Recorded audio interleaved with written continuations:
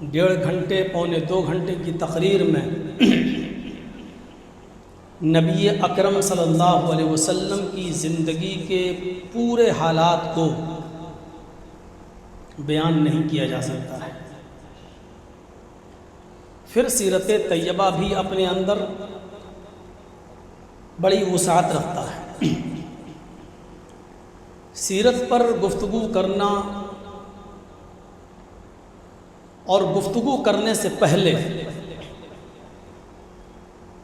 یہ سوچنا پڑتا ہے کہ اس ٹاپک کو کہاں سے اٹھایا جائے اور پھر اس کو کہاں پر لے جا کر ختم کیا جائے۔ نبی اکرم صلی اللہ علیہ وسلم کی 63 سالہ زندگی اور اس 63 سالہ زندگی میں وہ زندگی جو 40 سال کے بعد شروع ہوتی ہے، جس کو ہم نبوی زندگی بولتے ہیں، 40 سال سے لے کر 63 سال تک اس 23 سالہ زندگی کو اور اس 23 سالہ زندگی کے بھی مختلف گوشے ہیں۔ آپ کی مکی زندگی کیا ہے، آپ کی مدنی زندگی کیا ہے۔ غرض یہ ہے کہ اس ٹاپک کو چھیڑنے سے پہلے اور گفتگو کرنے سے پہلے مقرر کے سامنے، خطیب کے سامنے بہت سی چیزیں سامنے ہوتی ہیں کہ وہ اس کو بھی بیان کرے، اس کو بھی بیان کرے، اس کو بھی بیان کرے، لیکن گھڑی کی سوئی بھی دیکھنا پڑتی ہے۔ میں نے قرآن کریم کی جو آیت میں نے آپ کے سامنے تلاوت کی ہے، وہ پوری آیت بھی میں نے نہیں پڑھی ہے، اس آیت کا ایک ٹکڑا میں نے آپ کے سامنے پڑھا ہے۔ لَقَدْ كَانَ لَكُمْ فِي رَسُولِ اللَّهِ أُسْوَةٌ حَسَنَةٌ۔ اللہ تبارک و تعالیٰ نے اس آیت کے اندر نبی اکرم کی پوری زندگی کو، میں یوں کہوں تو غلط نہیں ہوگا کہ پھیلے ہوئے سمندر کو ایک چھوٹے سے پیالے کے اندر بند کر دیا ہے اور شارٹ میں یہ کہہ دیا ہے کہ تمہارے لیے، اے مسلمانوں، تمہارے لیے محمد الرسول اللہ صلی اللہ علیہ وسلم کی زندگی میں نمونہ ہے، آئیڈیل ہے۔ تمہاری پوری زندگی کیسی گزرنی چاہیے، اس سلسلے میں تمہارے لیے آئیڈیل کیا ہے، نمونہ کیا ہے، وہ صرف محمد الرسول اللہ صلی اللہ علیہ وسلم کی زندگی ہے۔ اب کوئی آدمی یہ سوال نہ کرے نماز کیسے پڑھنی چاہیے، روزہ کیسے رکھنا چاہیے، حج کیسے کرنا چاہیے، تم عبادیات کے معاملے میں پوچھتے ہو۔ اللہ نے تو یہاں تک کہہ دیا کہ پوری کی پوری زندگی تمہاری گزرنی چاہیے نبی اکرم صلی اللہ علیہ وسلم کے آئیڈیل کے مطابق، ان کے نمونے کے مطابق۔ صرف نماز اور روزے تک محدود مت کیجیے نبی کی زندگی کو۔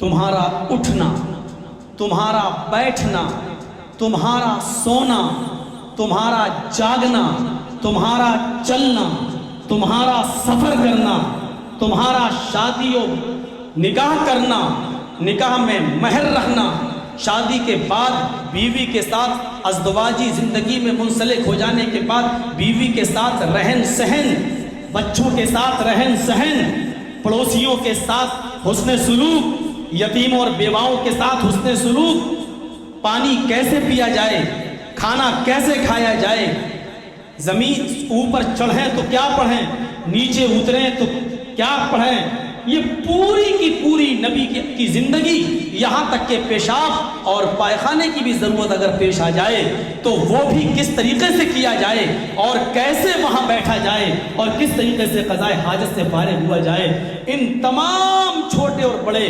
زندگی کے شعبوں میں، زندگی کی ان تمام برانچز کے اندر تمہارے لیے محمد رسول اللہ کی زندگی آئیڈیل ہے، ماڈل ہے، نمونہ ہے۔ ہم اپنی زندگی پر نظر ڈالیں، اپنے رہن سہن پر نظر ڈالیں۔ ہر مسلمان جو یہاں بیٹھا ہوا ہے وہ غور کرے کہ ہماری زندگی کیسی گزر رہی ہے۔ آج ہم سے ہمارا پڑوسی خوش نہیں ہے، آج ہم سے ہماری بیوی خوش نہیں ہے۔ بیوی خوش ہے تو ہمارے 4 بچے ہیں، 5 بچے ہیں، 5 بچے آج ہم سے خوش نہیں ہیں۔ ہماری 2-3 بیٹیاں ہیں، دونوں تینوں بیٹیاں ہماری ہم سے خوش نہیں ہیں۔ ہمارے رشتہ دار آج ہم سے خوش نہیں ہیں۔ ہم نظر ڈالیں اپنی زندگی پر اور پھر دیکھیں زندگی کے اندر کون سا ایسا ڈپارٹمنٹ ہے، کون سا ایسا شعبہ ہے جس شعبے کے اندر ہمیں محمد رسول اللہ صلی اللہ علیہ وسلم کی سیرت طیبہ ہماری رہنمائی کرتی ہوئی نظر نہیں آتی۔ اور سن لیجئے، کائنات کے اندر صرف محمد رسول اللہ صلی اللہ علیہ وسلم ہی وہ نبی رحمت ہیں، نبی مقدس ہیں کہ جن کی پوری زندگی کے ایک ایک منٹ اور ایک ایک سیکنڈ کے حالات محفوظ ہیں۔ نبی اکرم کی زندگی کے علاوہ آپ کسی کی بھی زندگی اٹھا کر دیکھ لیں، اس کی پوری زندگی کے حالات محفوظ نہیں ہیں۔ آپ کا اٹھنا، بیٹھنا، لیٹنا، سونا، جاگنا، کھانا، پینا، چلنا پھرنا، نماز، روزہ، حج، زکوٰۃ، شادی، ساری چیزیں آج حدیث کی کتابوں میں آج موجود ہیں۔ محدثین نے ایک ایک چیپٹر پر، ایک ایک نام پر چیپٹر باندھا، پورا باب قائم کر دیا ہے۔ اٹھتے کیسے تھے، بیٹھتے کیسے تھے، لیٹتے کیسے تھے، سوتے کیسے تھے۔ آج ہم چند گوشے جو نبی اکرم کی زندگی کے بتائیں گے، ان گوشوں پر آپ نظر ڈالیں۔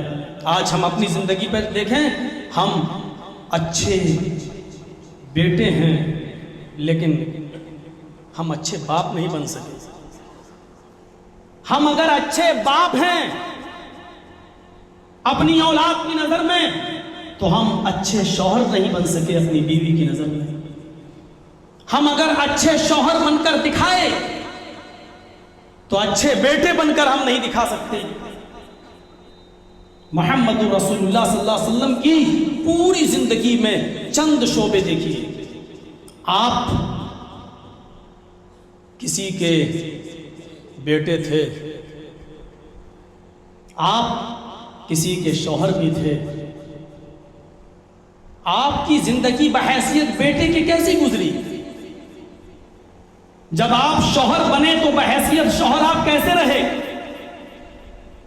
شوہر کے بعد جب آپ چند بچوں کے باپ بنے تو بحیثیت باپ کے آپ نے کس طریقے سے زندگی گزاری؟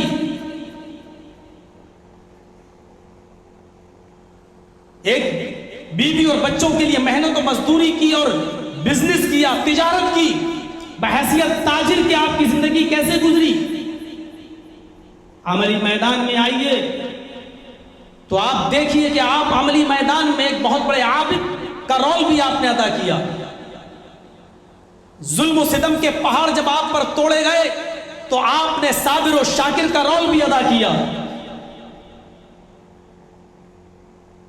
جنگی محاذ پر جب آپ گئے تو آپ نے ایک اچھے جرنیل کا حق بھی ادا کیا۔ لوگوں کی برائیاں جب آپ نے اپنی آنکھوں کے سامنے دیکھی تو ایک مصلح، اصلاح کرنے کا، ایک مصلح کا ایک اچھا کردار بھی ادا کیا۔ میں ایک ایک چیز پر تھوڑی تھوڑی سی روشنی ڈالتے ہوئے بتانے کی کوشش کروں گا کہ نبی اکرم کی پوری زندگی ہمارے لیے نمونہ ہے۔ اور آج ہمیں جو بیماریاں ہیں، ہمارے اندر ایک بیماری نہیں ہے جس معاشرے میں ہم سانس لے رہے ہیں اس میں اتنی بیماریاں ہم کو لگ چکی ہیں کہ آج اس کا کوئی ایک بیماری کا اسپیشلسٹ ڈاکٹر نہیں ہے جو ہماری اس بیماری کو صحیح کر سکے. اتنی بیماریاں ہیں اور اتنی بیماریوں کا دور کرنے والا اگر کوئی اسپیشلسٹ حکیم ہے، کوئی ڈاکٹر ہے، تو وہ صرف جناب محمد رسول اللہ صلی اللہ علیہ وسلم ہیں. لیکن ہمیں پہچاننے میں غلطی ہو رہی ہے. ہم یا تو اسٹڈی نہیں کر رہے ہیں، ہم مطالعہ نہیں کر رہے ہیں. ہمیں مہاتما گاندھی جی کی وہ بات بہت پسند آتی ہے جو انہوں نے کہی تھی. انہوں نے کہا تھا کہ مسلمانوں، تم 2 گھنٹے اور 3 گھنٹے تقریر کیوں کرتے ہو؟ آج ہم جیسے لوگوں کے لیے مہاتما گاندھی کی وہ اقوال، وہ قول بہت اہمیت کا حامل ہے. بہت مہتوپورن قول تھا ان کا کہ تمہیں لیکچر دینے کی ضرورت نہیں، کسی کو دین کے راستے کی طرف بلانے کی ضرورت نہیں. صرف تم اپنے اندر محمد رسول اللہ کا کریکٹر، محمد رسول اللہ کا اخلاق، ان کا سوبھاؤ اپنے اندر پیدا کر لو.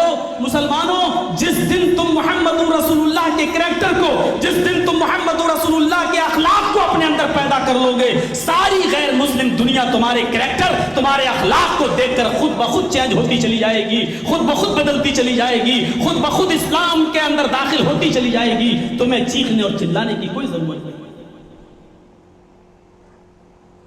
اچھی بات جہاں سے ملے لے لینی چاہیے. یہ ہمارے نبی نے بھی کہا ہے. مہاتما گاندھی کی یہ بات بہت اچھی تھی. ہم مسلمانوں کو اس بات کو لینا چاہیے. ہم چھوٹے چھوٹے بچوں پر نظریں ڈالیں، ان کی زندگی کیسے گزرتی ہے. ارے محمد صلی اللہ علیہ وسلم کی زندگی پر نظر ڈالیے.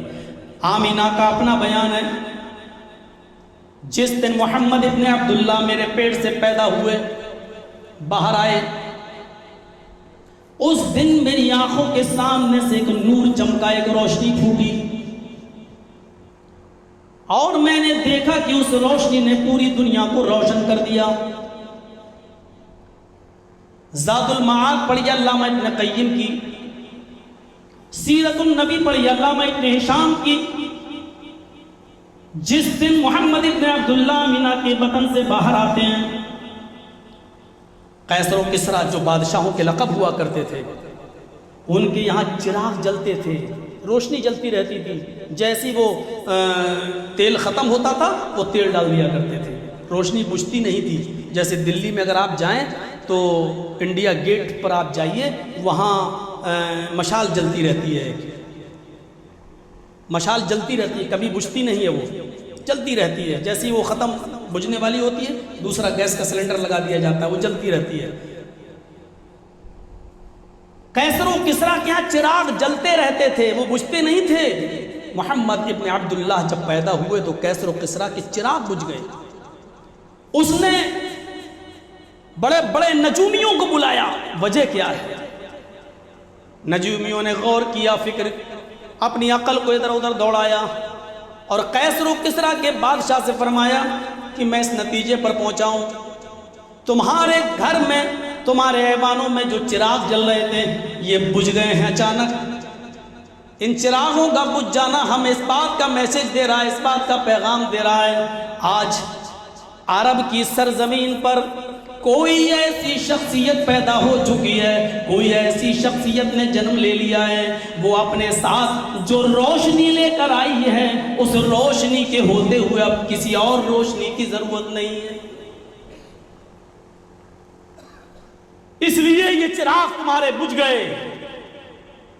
ان نجومیوں نے یہ بات کہی تھی. جھوٹے بھی کبھی کبھی سچ بول دیتے. 1.5 مہینے کی عمر تھی. محمد ابن عبداللہ کو مکے کی آب و ہوا سے باہر کرنے کے لیے، مکے میں بیماریاں پھیلی ہوئی تھیں اور مکے کی عورتیں اپنے بچوں کو کسی دایا کے حوالے کر دیا کرتی تھیں دودھ پلانے کے لیے. کہیں دور، شہر سے دور یہ بچے چلے جائیں اور دیہاتوں میں رہیں، وہاں عورتیں ان کی پرورش کریں، اور جب بچے 4-5 سال کے ہو جائیں تو واپس کر جائیں. ان کی اجرت و مزدوری ان کو دے دی جاتی تھی. قبیلہ بنو سعد سے کچھ عورتیں چلیں، مکے میں داخل ہوئیں. اس میں ایک عورت کا نام حلیمہ بھی تھا. حلیمہ بھی چلی مکے میں داخل ہوئی. حلیمہ کہتی ہے جتنی عورتیں بنو سعد سے آئی تھی ساری عورتیں میرے گھر میں آئیں ایک ایک کر کے, سب نے میرے بچے کو گود میں لے لیا, بڑا پیارا بچہ ہے, اٹھا لیا اور کہا کہ اس کو میں پالوں گی. میں نے کہا ٹھیک ہے لے جاؤ. لیکن جب وہ لے جانے والی ہوئی تو ہر ایک عورت نے مجھ سے یہ پوچھا کہ اے آمنہ اس بچے کے باپ سے مجھے نہیں ملواؤ گی, اس بچے کا باپ کون ہے؟ آمنہ کہتی ہے جب ان عورتوں نے مجھ سے میرے بچے کے باپ کے بارے میں پوچھا تو میں نے ان کو جواب دیا کہ اس بچے کا باپ زندہ نہیں ہے, اس بچے کا باپ اس بچے کے پیدا ہونے سے 2 مہینے پہلے انتقال کر گیا. آمنہ کہتی اس بات کا دکھ اس عورت کو ضرور ہوتا جو بنو سعد سے آئی تھی, لیکن یہ سننے کے بعد وہ میرے بچے کو میری گود میں ڈال دیتی تھی اور کہتی تھی کہ آمنہ میں تو ایک اچھی امید لے کر آئی ہوں کہ بچے کو پال پوس کر جب میں بڑا کروں گی تو مجھے کچھ اجرت ملے گی, مجھے کچھ محنت و مزدوری ملے گی.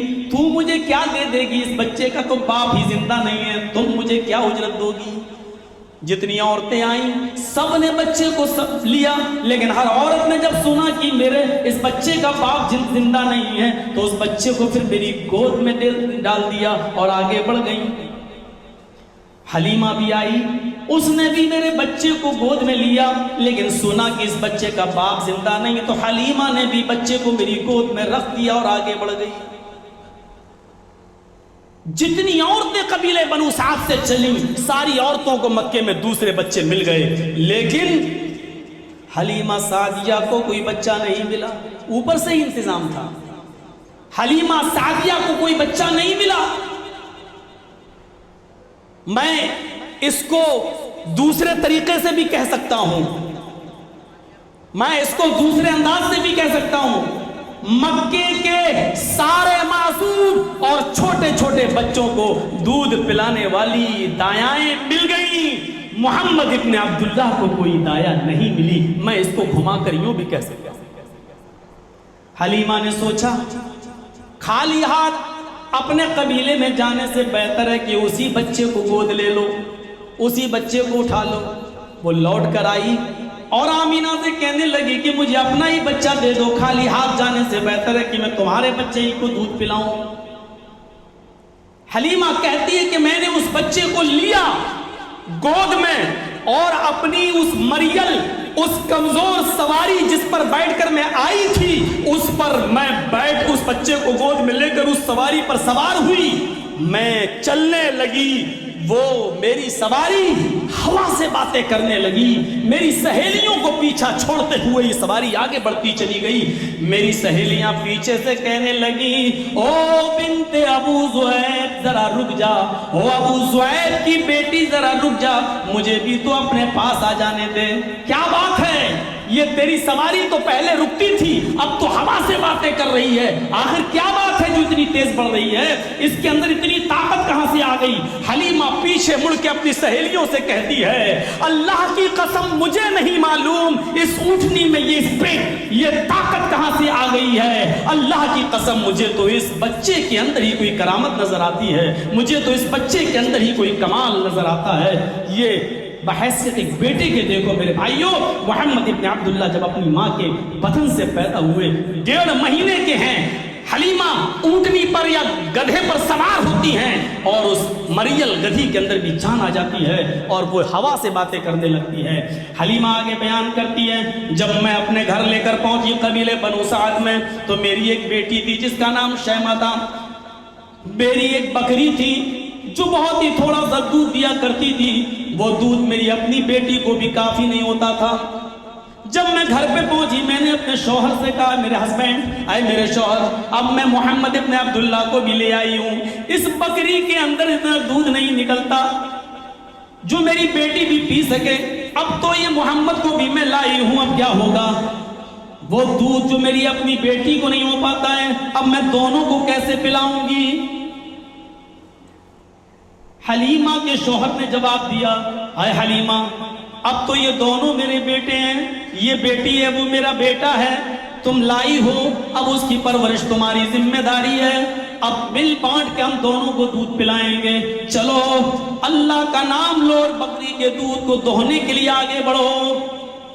حلیمہ کہتی ہے کہ میں نے برتن اٹھایا اور میں آگے بڑھی، بکری کے تھن میں میں نے پانی مارا اور جو ہی اپنا ہاتھ بکری کے تھن سے لگایا، شاید بکری اسی بچے کے انتظار میں ہو، جیسے ہی میں نے اس بکری کے تھن میں ہاتھ لگایا، بکری نے ایسے دودھ دینا شروع کیا، ایسے دودھ دینا شروع کیا جیسے ساون بھادوں کی بارش ہو رہی ہو، پورا کا پورا برتن بھر گیا۔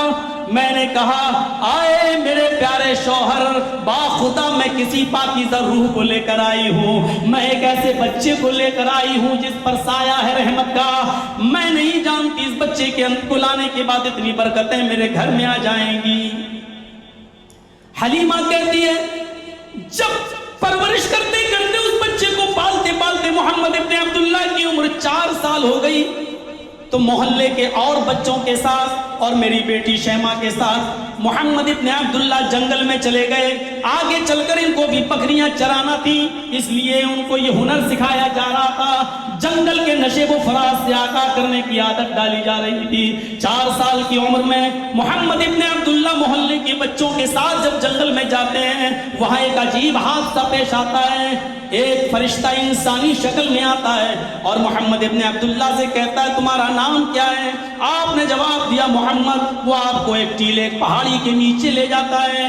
سارے بچے اس منظر کو دیکھتے ہیں، اس نے محمد ابن عبداللہ کو زمین پر لٹا دیا اور سینہ چاک کر دیا، دل آپ کا نکالا۔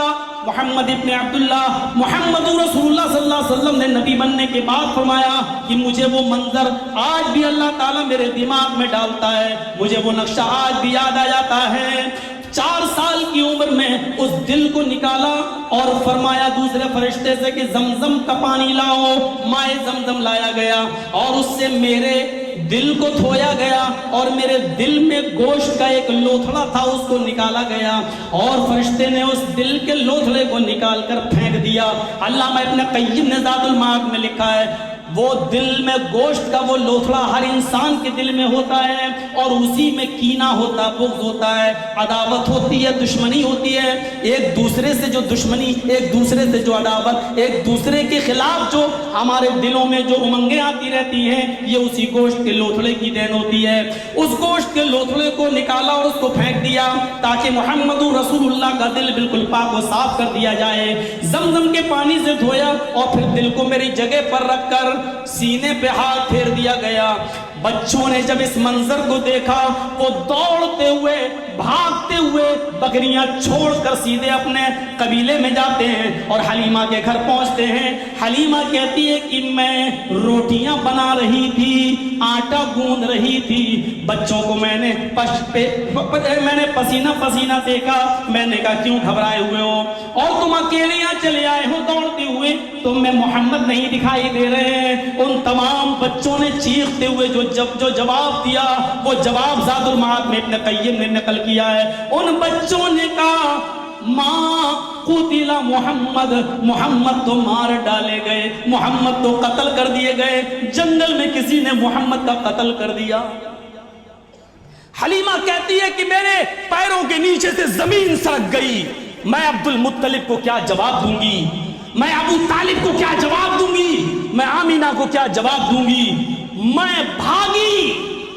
ابن قیم کے الفاظ ہیں زاد المعاد میں عجلت درعہا، جلد بازی میں اس نے اوڑھنی بھی نہیں اوڑھی اپنے سر پر، پیروں میں چپل بھی نہیں پہنی اور ننگے پیروں سے جنگل کی طرف بھاگ گئی، کبھی اس جھاڑی میں دیکھتی کبھی اس جھاڑی میں دیکھتی۔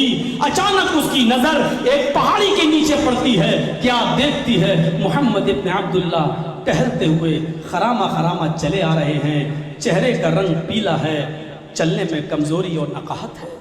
دوڑتی ہوئی گئی، محمد ابن عبداللہ کو اپنے سینے سے لگایا اور کہا بیٹے کیا ہوا؟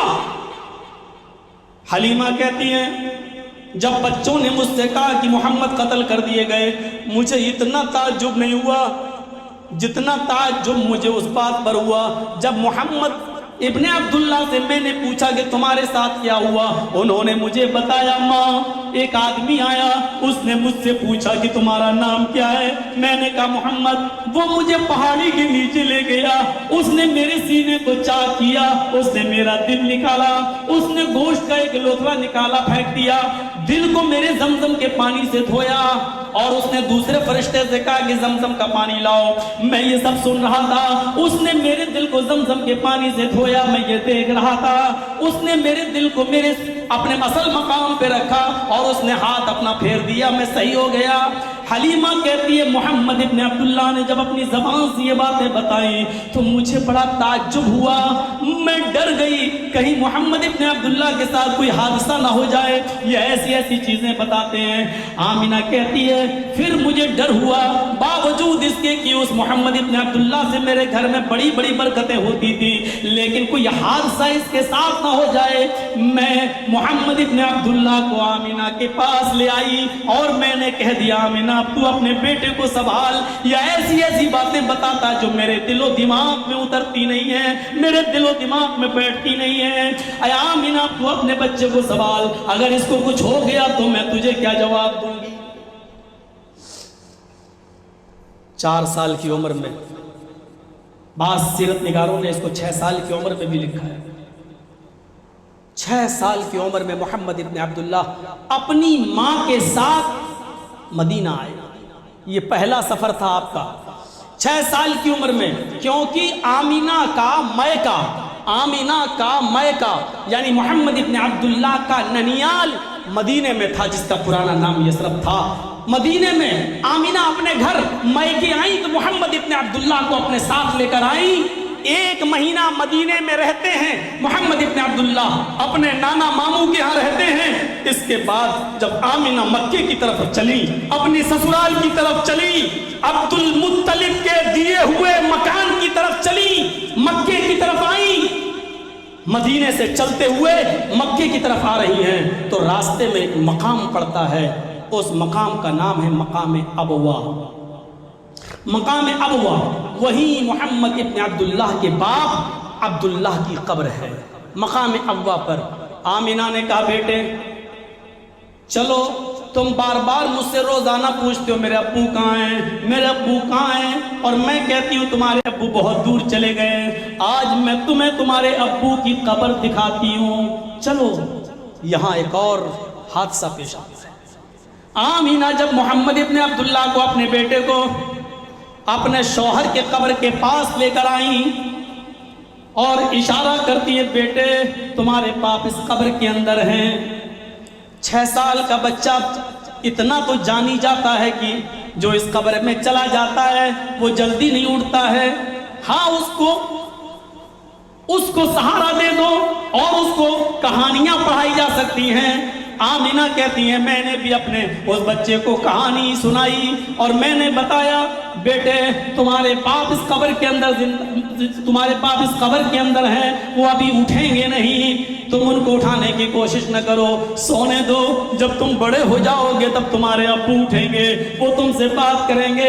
ایک بیٹے کو جس طریقے سے سمجھایا جا سکتا تھا سمجھایا، لیکن سمجھانے میں وہ اپنے شوہر کی قبر کو قریب سے دیکھتی ہیں تو خود برداشت نہیں کر پاتی ہیں اپنے شوہر کے صدمے کو، اور وہیں پر ان کو اٹیک پڑتا ہے۔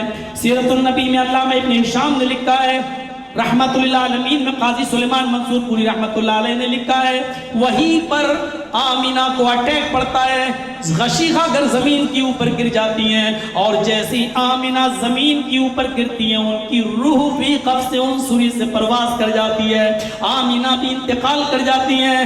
اپنے باپ کی قبر کو دیکھتے دیکھتے اسی جگہ پر محمد ابن عبداللہ نے اپنی ماں کو بھی دیکھا کہ اس کی بھی جان جعفری کے سپرد ہو گئی، میری ماں بھی چل بسی۔ دادا نے سنبھالا، 2 سال تک دادا نے سنبھالا عبد المطلب نے، لیکن 8 سال کی جب عمر ہوئی تو دادا بھی اس دنیا سے چل بسے۔ بحیثیت بیٹے کے میں بتانا چاہتا ہوں، جب محمد رسول اللہ صلی اللہ علیہ وسلم کو نبوت ملی اور رسالت ملی تو دیکھیے نبی بننے کے بعد مسلم شریف کی حدیث پڑھیے، کتاب الجنائز کا چیپٹر دیکھیے. ایک دن محمد رسول اللہ صلی اللہ علیہ وسلم نے اپنی ماں کو یاد کرتے ہوئے اپنی نظریں آسمان کی طرف ڈالی اور اپنے رب سے اپنے ماں کی مغفرت کی اجازت مانگی کہ میں اپنی ماں کی مغفرت کی دعا کروں. مسلم شریف کتاب الجنائز کے الفاظ ہیں استاذنت ربی ان استغفر لأمی. میں نے اپنے رب سے اجازت طلب کی، اے میرے پروردگار مجھے اس بات کی اجازت دے کہ میں اپنے ماں کے لیے مغفرت کی دعا کروں، میں اپنے ماں کے لیے بخشش کی دعا کروں. اللہ کے نبی فرماتے ہیں جب میں نے اپنے ماں کے لیے مغفرت کی دعا کرنے کی اجازت مانگی فلم یاذن لی، میرے رب نے مجھے میری ماں کی مغفرت کی دعا کرنے کی اجازت نہیں دی. کوئی ضروری نہیں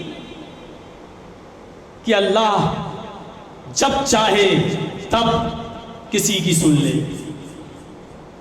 محمد رسول اللہ سے زیادہ برگزیدہ اور قریب کون ہو سکتا ہے؟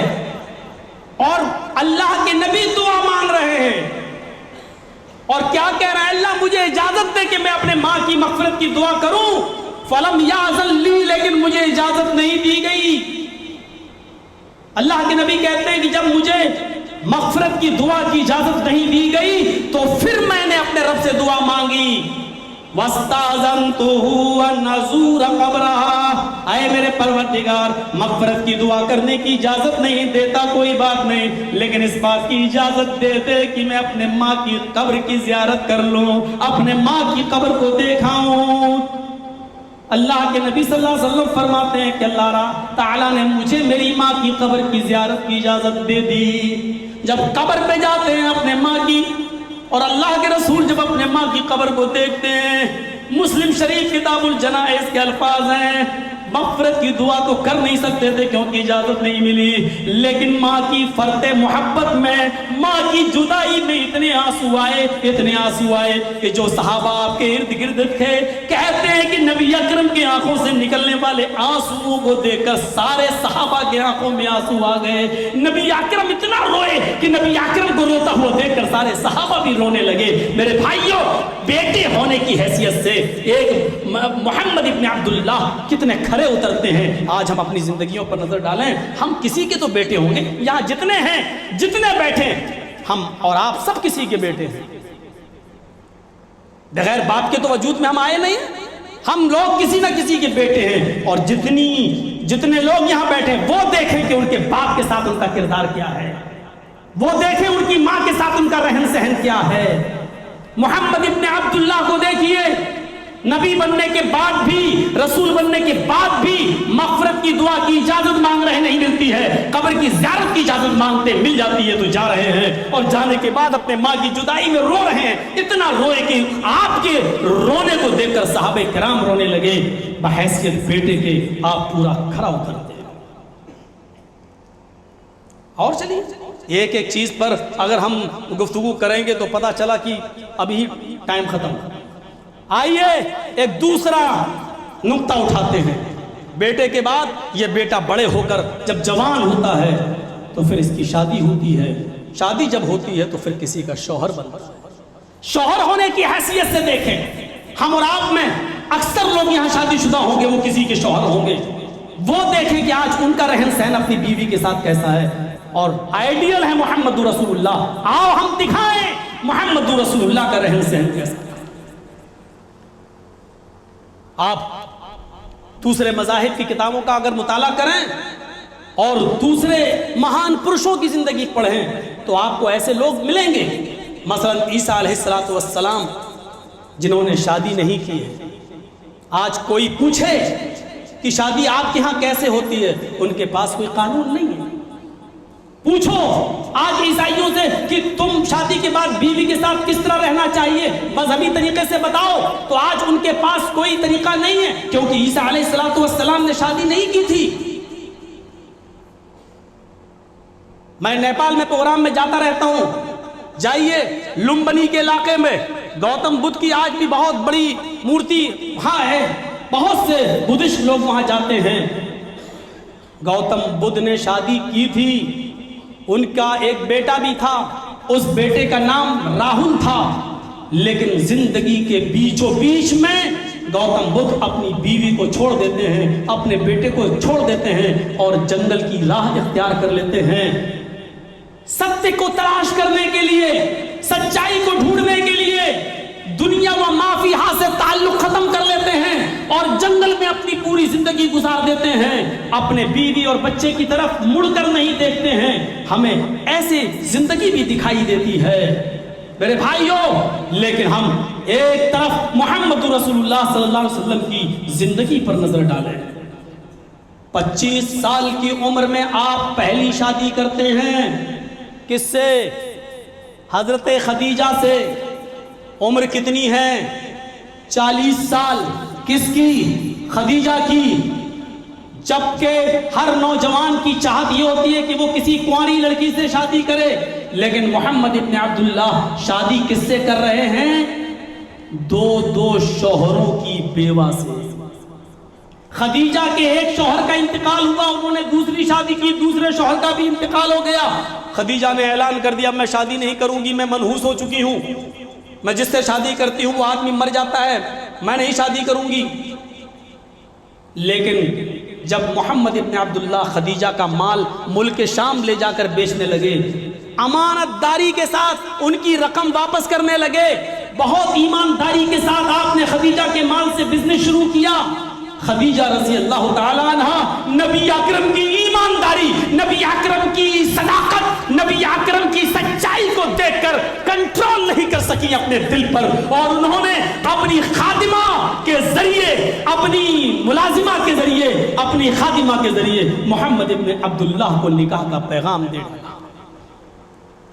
25 سال کی عمر میں بھی محمد ابن عبداللہ نے خدیجہ کی خادمہ کو جواب یہ دیا، خدیجہ میرے ساتھ شادی کرنا چاہتی ہے، مجھے تو کوئی اعتراض نہیں، لیکن شادی کرنے سے پہلے مجھے اپنے چچا ابو طالب سے مشورہ کرنا ہوگا، جب تک میرے چچا مشورہ نہیں دیں گے تب تک میں شادی نہیں کر سکتا۔ یہ نصیحت ہے ان نوجوانوں کو جو آج اپنی مرضی سے نکاح کر رہے ہیں، آج وہ اپنی مرضی سے چوائس کر کے، ماں باپ کہتے نہیں لیکن وہ اپنی مرضی سے نکاح کر رہے ہیں، اپنے ماں باپ کے تجربے سے میرے بھائیوں فائدہ اٹھائیے، ان کو تجربہ ہوتا ہے۔ محمد ابن عبداللہ چاہتے تو اپنی مرضی سے نکاح کر سکتے تھے، لیکن آپ نے کہا میرے باپ نہیں ہے، میری ماں نہیں ہے، میرے چچا ابو طالب نے میری پرورش کی ہے، میرے لیے تو بڑے وہی ہیں، جب تک میرا بڑا جس کا ہاتھ میرے سر پر ہے جب تک وہ مشورہ نہیں دے گا میں نکاح نہیں کر سکتا۔ آپ نے اپنے چچا ابو طالب سے مشورہ کیا، ابو طالب نے فوراً حامی بھر دی، خود ابو طالب نے نکاح پڑھایا اور حضرت خدیجہ رضی اللہ تعالیٰ عنہا سے محمد ابن عبداللہ کا نکاح ہو جاتا ہے۔ میرے بھائیوں 25 سال کی عمر میں 40 سال کی بیوہ سے آپ نے شادی کی ہے، ان 2 شوہروں سے جو بچے پیدا تھے آپ نے ان بچوں کو بھی سنبھالا، اور حضرت خدیجہ رضی اللہ تعالیٰ عنہ سے آپ کے بھی بچے پیدا ہوئے جو میں آگے چل کر بتاؤں گا۔ میرے پیارے ساتھیوں، خدیجہ کے ساتھ آپ نے اتنی پیار بھری زندگی گزاری، اتنی پیار بھری زندگی گزاری، جو لوگ نبی اکرم صلی اللہ علیہ وسلم کی زندگی کو پڑھنا چاہیں وہ پڑھ سکتے ہیں۔ نبی اکرم نے شادی کے بعد اپنی بیوی کے ساتھ کس طریقے سے آپ نے حسن سلوک کے ساتھ زندگی گزاری وہ پڑھ سکتے ہیں۔ اللہ کی حضرت خدیجہ جب تک زندہ رہی، وہ بوڑھی عورت جب تک زندہ رہی، وہ بیوہ عورت جب تک زندہ رہی، اللہ کے رسول صلی اللہ علیہ وسلم کو اتنا پیار دیا، اتنا پیار دیا، اتنا پیار دیا کہ اللہ کے نبی صلی اللہ علیہ وسلم خود فرماتے ہیں کہ خدیجہ کی زندگی میں دوسری شادی کرنے کے بارے میں سوچا بھی نہیں تھا میں نے، دوسرا نکاح کے بارے میں میرا وہم و گمان بھی نہیں گیا، میں نے کبھی سوچا بھی نہیں تھا کہ میں دوسری شادی کروں۔ غور کرو ایک بیوی نے کتنا پیار دیا ہوگا، کتنا پیار، کتنا، آپ اس بات سے اندازہ لگا سکتے ہیں، اس بات سے اندازہ لگا سکتے ہیں کہ ایک مرتبہ قربانی کا گوشت جب بن کر سامنے آیا اور حضرت خدیجہ اس دنیا میں زندہ نہیں ہے، خدیجہ اللہ کو پیاری ہو چکی ہیں، اللہ کے نبی نے دوسری جب شادیاں کی اور عائشہ صدیقہ جب نکاح میں آئیں، قربانی کا مہینہ آیا، آپ نے اونٹ کی قربانی کی، اونٹ کا گوشت جب بن کر سامنے آیا، حضرت عائشہ نے گرم گرم گوشت آپ کے سامنے رکھا، آپ نے اونٹ کے گوشت اٹھایا, ہڈی لگا ہوا گوشت اٹھایا اور آپ اپنے منہ تک لے گئے, لیکن پھر اسی پیالے میں رکھ دیا اور آپ کی آنکھوں میں آنسو آ گئے, آپ رونے لگے, آپ نے گوشت نہیں کھایا, اٹھ کر چلے گئے اور بستر پر لیٹ گئے. عائشہ صدیقہ کہتی ہیں اے اللہ کے نبی طبیعت خراب ہے؟ فرمایا نہیں. پھر آپ قربانی کا دن ہے, گوشت آپ کے لیے میں بنا کر لائی ہوں اور آپ یہاں چلے آئے, آپ کی آنکھوں میں آنسو ہیں. فرمایا عائشہ آج مجھے خدیجہ کی یاد آ رہی ہے, عائشہ آج مجھے خدیجہ کی یاد ستا رہی ہے. عائشہ جس طرح تم آج ہمارے پاس بیٹھی ہو, خدیجہ زندہ ہوتی تو وہ بھی آج میرے ساتھ بیٹھ کر کھانا کھاتی, خدیجہ زندہ ہوتی تو آج وہ بھی میرے ساتھ بیٹھتی, آج وہ بھی قربانی کے اس خوشی کے موقع پر میرا ساتھ دیتی. حضرت عائشہ فرماتی ہے میں نے محمد رسول اللہ کو اپنے شوہر کو سمجھانے کی کوشش کی اور میں کیا جانتی تھی کہ اس کا رزلٹ یہ نکلے گا. میں نے کہا اے اللہ کے نبی, وہ 66 سال کی بوڑھی ہو کر اس دنیا سے چلی گئی اور آپ اس کو اس وقت بھی یاد کر رہے ہیں جبکہ وہ آپ کے کسی کام کی نہ رہی. اے اللہ کے نبی, ہم جوان عورتیں آپ کی خدمت میں موجود ہیں, ہم خوبصورت بھی ہیں, جوان بھی ہیں, پھر کیا بات ہے آپ ہم لوگوں کے ہوتے ہوئے اس بڑھیا کو یاد کرتے رہتے ہیں. اتنا میری زبان سے جملے کا نکلنا ہوا کہ محمد ابن عبداللہ نے, محمد رسول اللہ نے اپنا داہنا ہاتھ اٹھایا اور میرے منہ پر رکھ دیا, میرے ہونٹ بند کر دیے, میرے جملے نکلنے نہیں دیے اور فرمایا اسکتی عائشہ, عائشہ زبان بند کرو, عائشہ خبردار. خدیجہ کے بارے میں ایک جملہ بھی بولا, عائشہ میں سب کچھ سن سکتا ہوں لیکن خدیجہ کی شان میں ایک جملہ سننا گوارا نہیں ہے, خدیجہ کے خلاف ایک جملہ سننا گوارا نہیں ہے, خاموش ہو جاؤ. تھوڑی دیر کے بعد جب آپ کا غصہ تھوڑا ٹھنڈا ہوا تو فرمایا عائشہ خدیجہ کے بارے میں جب کوئی بولتا ہے تو پھر مجھے جوش آ جاتا ہے, میری غیرت جاگ جاتی ہے. عائشہ تمہیں نہیں معلوم خدیجہ میری کیسی بیوی تھی. اور اس کے بعد آپ نے فرمایا عائشہ خدیجہ میری وہ عورت تھی, خدیجہ میری وہ بیوی تھی جب ساری دنیا محمد کو جھٹلا رہی تھی, ساری دنیا محمد کی تکذیب کر رہی تھی, ساری دنیا محمد کو جھٹلا رہی تھی, اکیلے خدیجہ محمد کی تصدیق کر رہی تھی. جب ساری دنیا کو میں لا الہ الا اللہ کی طرف بلا رہا تھا تو اکیلے خدیجہ لا الہ الا اللہ پڑھتی ہوئی نظر آ رہی تھی. ساری دنیا مجھے جھٹلا رہی تھی, خدیجہ میری تصدیق کر رہی تھی. جب پورا عرب مجھے پتھروں سے مار مار کے زخمی کر رہا تھا اور میرا سر پھٹ رہا تھا, میرے سر سے خون گر رہا تھا, تو اپنے دامن کو پھاڑ کر, اپنی اوڑھنی کو پھاڑ کر اس کو پٹی بنانے کا کام خدیجہ کر رہی تھی اور میرے خون کو صاف خدیجہ کر رہی تھی. عائشہ میں خدیجہ کو کیسے بھول جاؤں, عائشہ میں خدیجہ کو نہیں بھول سکتا. عائشہ اب میں قربانی کا گوشت تب کھاؤں گا جب خدیجہ کی سہیلیوں کو پہلے تم قربانی کا گوشت پہنچا دو گی. خدیجہ کی سہیلیوں کو جب تک قربانی کا گوشت نہیں پہنچ جائے گا میں نہیں کھاؤں گا. میرے بھائیوں, زندگی میں تو سب ہی اپنی بیویوں کے ساتھ جیسے چاہتے رہ لیتے, لیکن ایک ایسی عورت جس نے 66 سال کی عمر پا کر انتقال کیا ہو اور محمد رسول اللہ قربانی کے دن اس عورت کو جو اس دنیا میں نہیں ہے, قربانی کے دن اس کی خدمت کو, اس کی سیوا کو, اس کی اطاعت و فرما برداری کو یاد کر کے رو دیے ہوں. حضرت عائشہ فرماتی ہیں نبی کی جتنی بھی بیویاں تھیں مجھے کسی بیوی پر اتنا رشک نہیں ہوتا جتنا مجھے خدیجہ کے اوپر رشک ہوتا ہے, اس لیے کہ اللہ کے رسول ہمیشہ کسی نہ کسی شکل میں خدیجہ کا نام ضرور لے لیا کرتے تھے, خدیجہ کا نام ضرور لے لیا کرتے تھے. اندازہ کریں گے, غور کر سکتے ہیں آپ بیوی کے ساتھ کس طریقے سے. ہم اپنی زندگیوں میں غور کریں, تھوڑا سا نمک زیادہ ہو گیا, اندھی ہے, دکھتا نہیں ہے, ٹریننگ نہیں لی,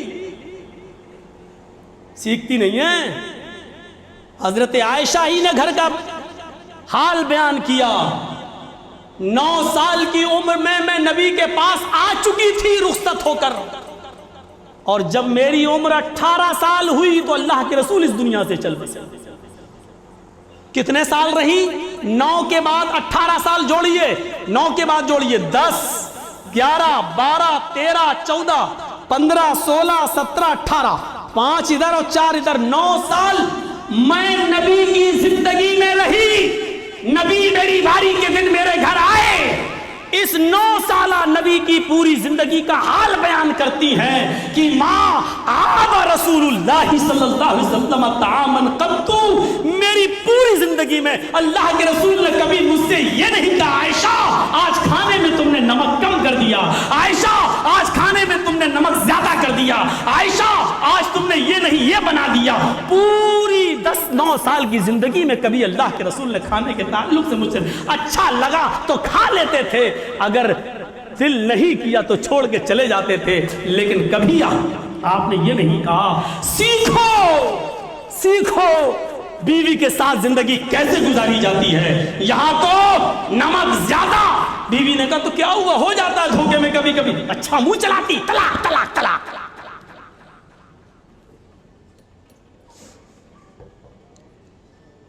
لائٹ گئے.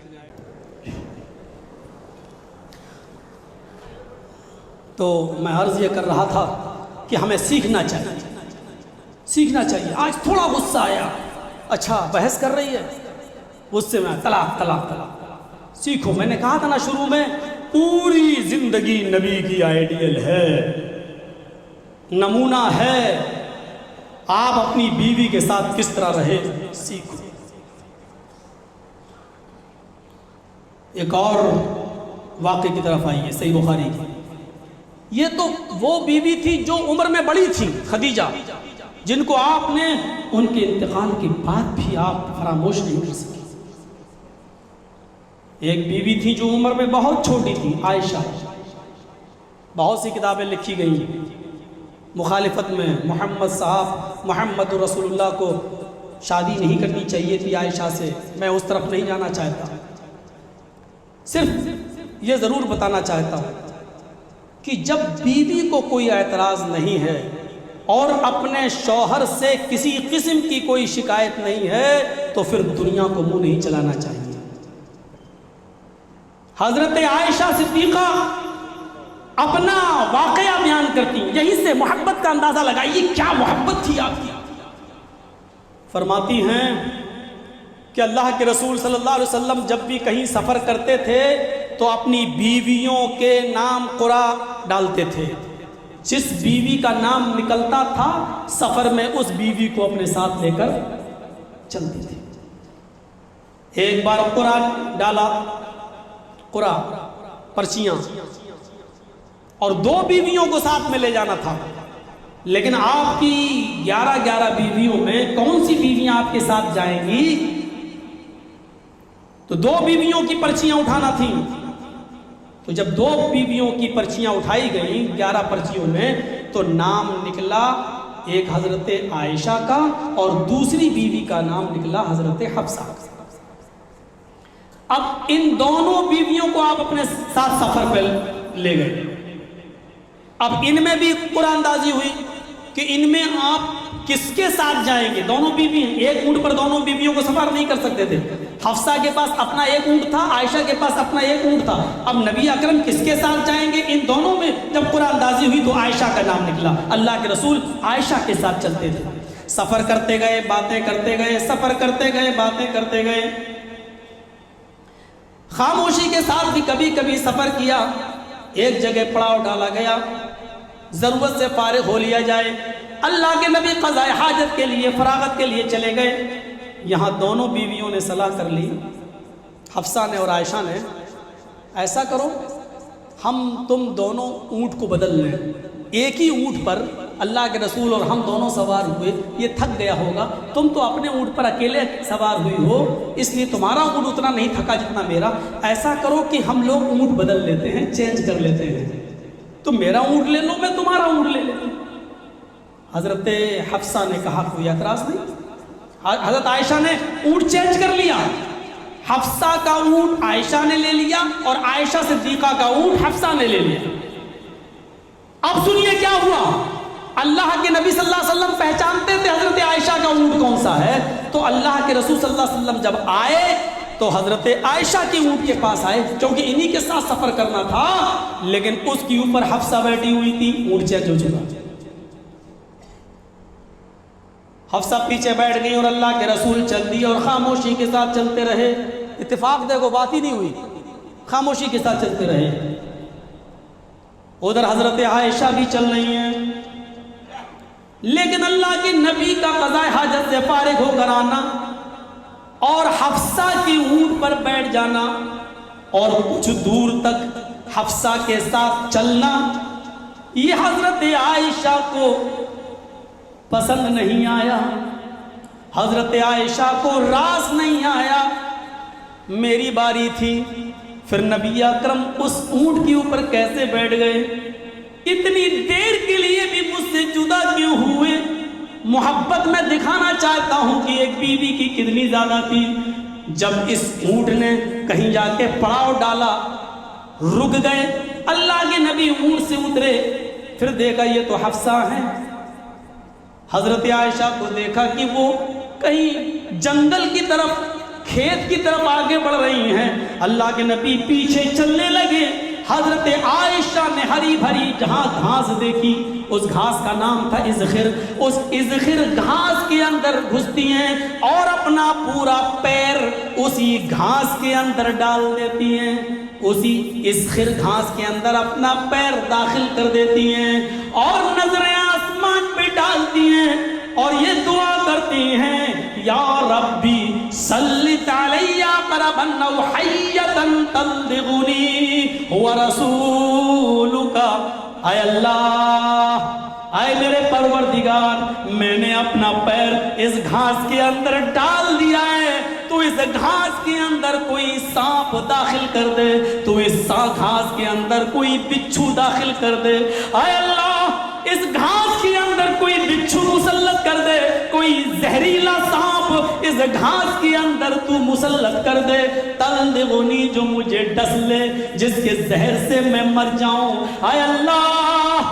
تو کوئی بچھو یا سانپ اس گھاس کے اندر مسلط کر دے جس کے زہر جو مجھے ڈس لے، ہوا رسولوں کا، وہ تو تیرے رسول ہیں، میں ان کی شان میں کچھ نہیں کہہ سکتی، وہ تو تیرے پیغمبر ہیں، میں ان کی شان میں کچھ نہیں کہہ سکتی، غلطی تو میری تھی، اونٹ تو میں نے بدلا تھا، اونٹ تو میں نے چینج کیا تھا، میں کیسے ان کے میں اپنی غلطی محمد ابن عبداللہ پر، محمد رسول اللہ پر کیسے ڈال سکتی ہوں؟ وہ تو تیرے رسول ہیں، ولا اقول له شیئا، میں ان کی شان میں کچھ نہیں کہہ سکتی۔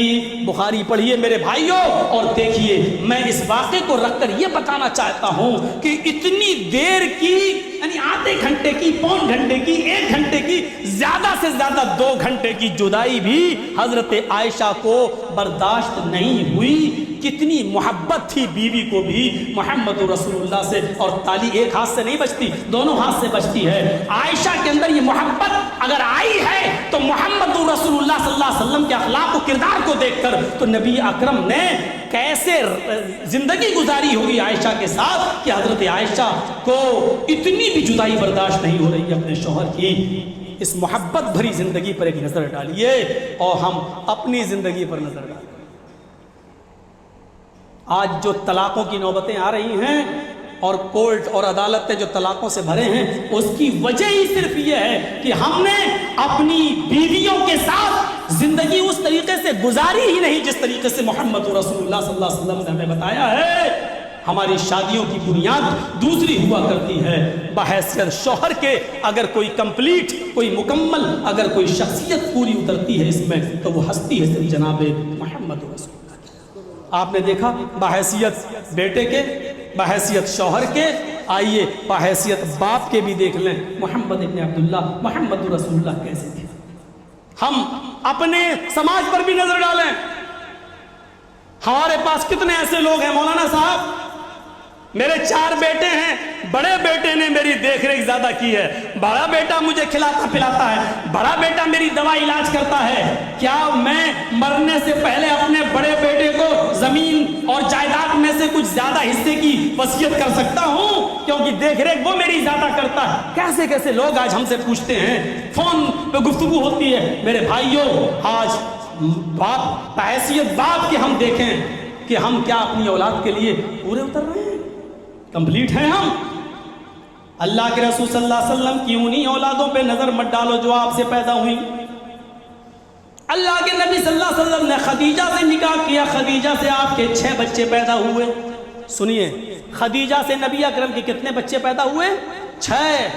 میں کسی کو بھی کھڑا کر کے کچھ پوچھ سکتا ہوں، یاد رکھیے گا، دیکھتا ہوں کتنے غور سے سن رہے ہیں آپ۔ 6 بچے کس سے پیدا ہوئے؟ خدیجہ سے، 4 لڑکیاں اور 2 لڑکے، اور 1 بچہ آپ کا ماریا قبطیہ سے پیدا ہوا جو نبی اکرم کی لونڈی تھی۔ مقوقس کے بادشاہ نے 2 لونڈیاں تحفے میں بھیجی تھی نبی اکرم صلی اللہ علیہ وسلم کے لیے، ایک کا نام تھا ماریا اور ایک کا نام تھا سیرین۔ سیرین کو اللہ کے رسول نے حسان ابن ثابت کو دے دیا تھا اور ماریا کو خود آپ نے رکھ لیا تھا۔ ماریا سے ایک بیٹا پیدا ہوا نبی اکرم کا، اس بیٹے کا نام تھا ابراہیم۔ اللہ کے رسول صلی اللہ علیہ وسلم کے جو 4 بچیاں خدیجہ سے پیدا ہوئی ان کا نام تھا زینب، رقیہ، ام کلثوم اور فاطمہ۔ زینب کی پرورش اللہ کے رسول نے کی، بڑی ہوئی، آپ نے ان کا نکاح کر دیا۔ رقیہ کی پرورش کی، بڑی ہوئی، آپ نے نکاح کر دیا۔ ام کلثوم کی پرورش کی، بڑی ہوئی، آپ نے ان کا نکاح کر دیا۔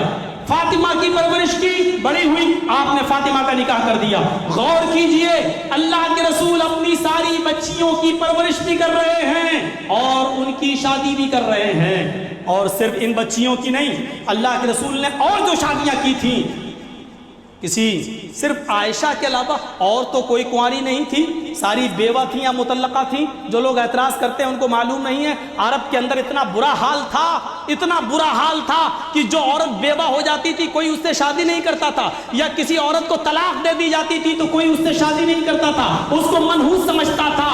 اس رسم کو توڑنے کے لیے کہ بیوہ جس کا پتی شوہر مر جائے اس عورت کو بھی گھر بسانے کا حق ہے، اس عورت کو بھی عدت گزار کے دوسری شادی کرنے کا حق ہے۔ آپ اس رسم کو توڑنے کے لیے آپ نے نکاح کیے، اور جس کو طلاق دے دی جاتی تھی ان سے شادی نہیں ہوتی تھی تو آپ نے دوسرے شوہروں کی دی ہوئی مطلقہ عورتوں سے نکاح کر کے یہ ثابت کر دیا کہ ان مطلقہ عورتوں کو بھی نکاح کرنے کا اور شادی کرنے کا حق حاصل ہے، ان کو بھی اپنی زندگی گزارنے کا حق حاصل ہے۔ یہ پرپس تھا، یہ مقصد تھا، ورنہ میرے بھائیوں ان کے ساتھ جسمانی تعلق مقصد نہیں تھا۔ ورنہ بتائیں، جو لوگ اعتراض کرتے ہیں وہ بتائیں، اللہ کے رسول کی 11 بیویاں تھیں، 11، کیا خدیجہ کے علاوہ کسی اور بیوی سے بھی کوئی بچے پیدا ہوئے؟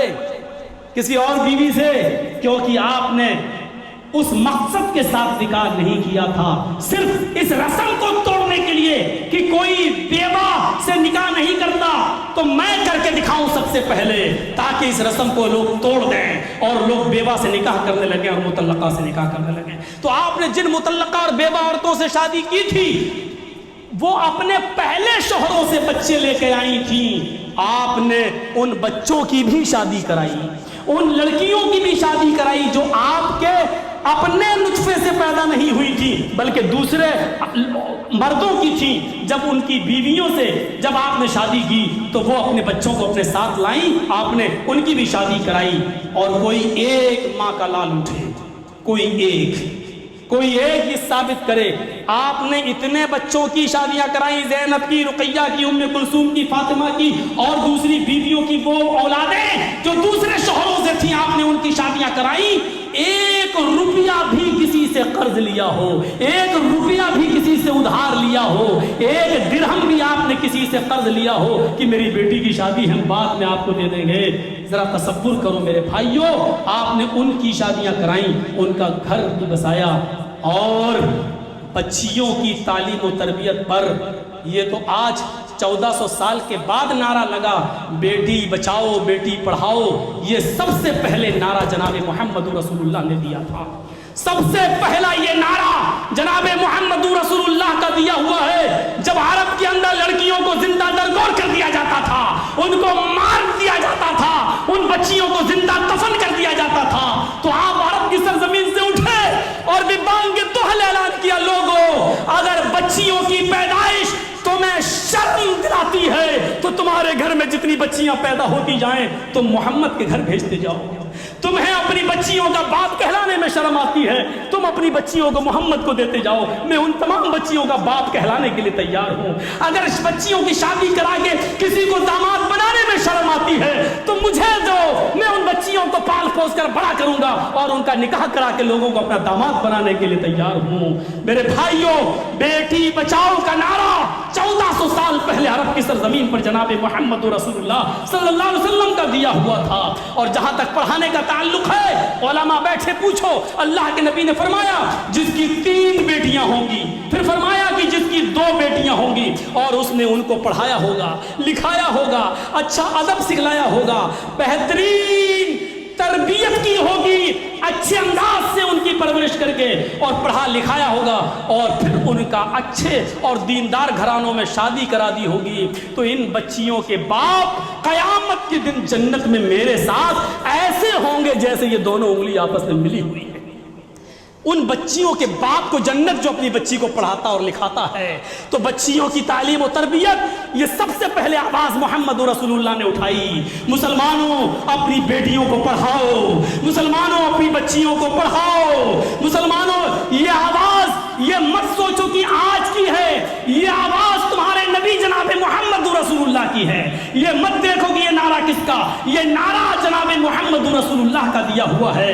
اس نعرے کا فائدہ اٹھاؤ، اپنی بچیوں کو تعلیم و تربیت سے لیس کرو، اپنے بچوں کو بھی پڑھاؤ اور بیٹیوں کو بھی پڑھاؤ۔ آپ نے ان تمام بچیوں کا نکاح کیا، اور جہاں تک بچوں کا تعلق رہا تو آپ کی نرینہ اولاد لڑکے زندہ ہی نہیں رہے۔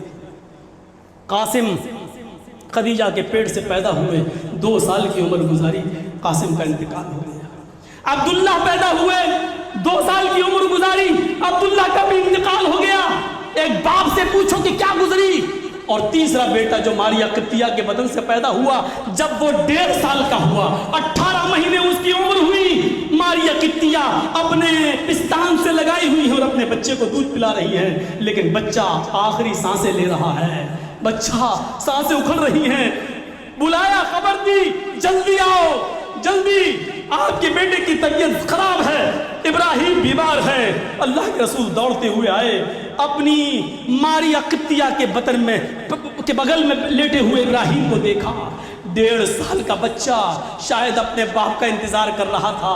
جیسے ہی محمد ابن عبداللہ آئے، آپ نے اس بچے کو اس کی ماں سے، ماریا قبطیہ کے بستر سے اٹھایا، اپنی گود میں لیا۔ وہ بچہ سسکیاں لے رہا ہے، آخری سانسیں لے رہا ہے۔ اس اکھڑتی ہوئی سانسوں کو دیکھا، اپنے سینے سے لگایا، اور جیسے ہی محمد ابن عبداللہ نے ابراہیم کو سینے سے لگایا، ابراہیم چل بسے، ابراہیم کا انتقال ہو گیا۔